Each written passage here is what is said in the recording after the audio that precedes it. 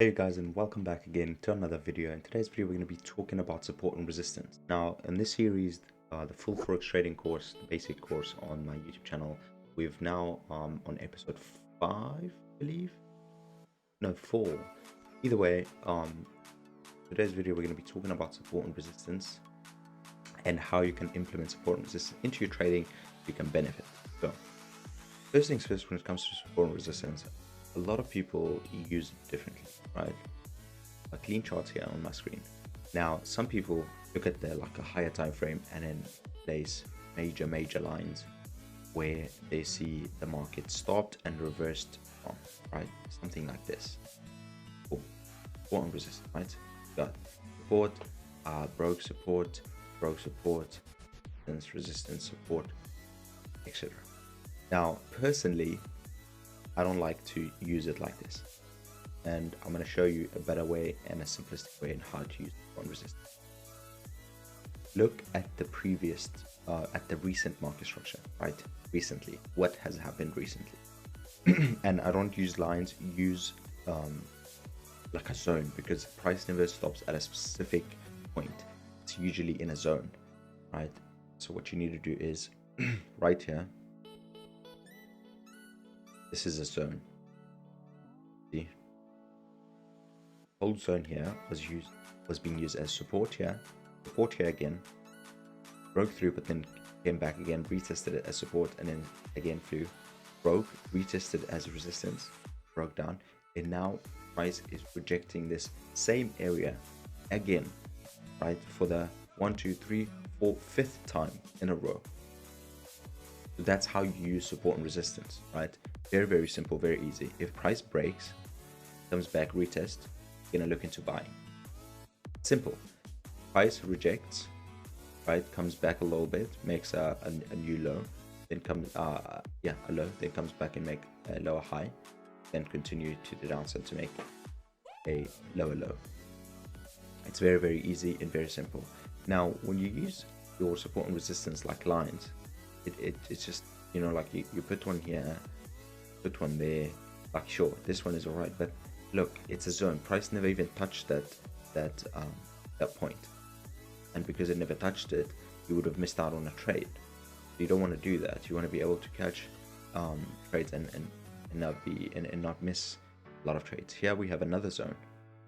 Look at market structure. Look where price has stopped from and rejected to. Cool. See how we have a zone here, right there. Support, resistance, now resistance again. Very simple. We have another zone up here,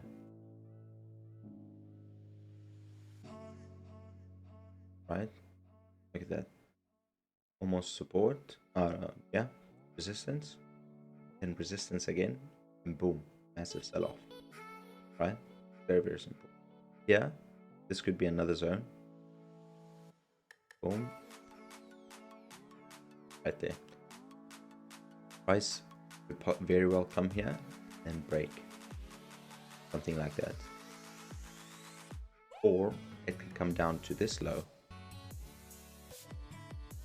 Use the wicks and use a zone.